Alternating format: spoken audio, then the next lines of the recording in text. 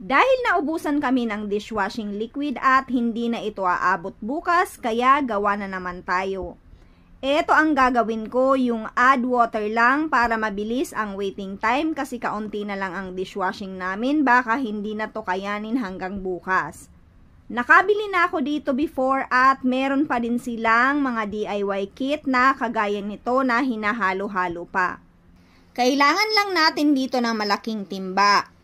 Ilagay muna natin ang instant mix.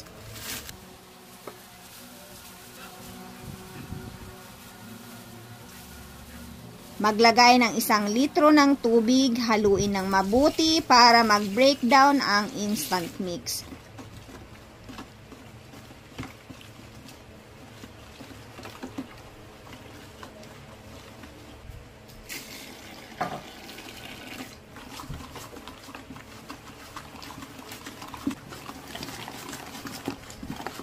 Kapag tunaw na, magdagdag ng paunti-unting tubig na magtototal ng 17 liters.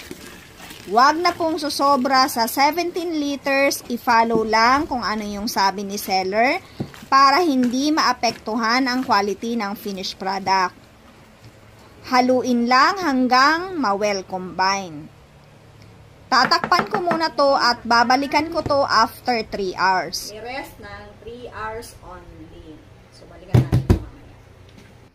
Pero dahil may bula pa after 3 to 5 hours, pero malinaw na yung ating finished product, sinagad ko na hanggang 12 hours para siguradong walang bula.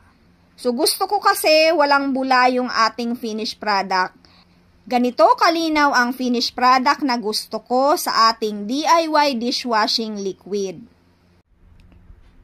At good news din pala sa mga nanay na gusto ng extra income. Open for reseller po sila, minimum of 10 DIY dishwashing liquid kit for only 200 pesos each. Pero selected areas lang daw po, nearby cities of San Pedro, Laguna. Mga mamis, ang regular price ng isang kit ay 260 pesos. Makakatipid kayo ng 60 pesos each kapag nag-avail kayo ng reseller package. Ilalagay ko na lang ang kanilang Facebook page at ang kanilang official store para pwede kayong mag-comment. Pwede kayong mag-contact kay seller kung gusto nyong mag-inquire ng pangnegosyo. So, alam ko meron din silang inaayos na physical store. Kung malapit kayo sa San Pedro, Laguna, pwede nyong mapuntahan. Ilalagay ko na lang sa ating comment section ang kanilang store. Kung nagustuhan nyo ang video na to, comment down below at i-share nyo na din. Thank you for watching. Follow me for more videos.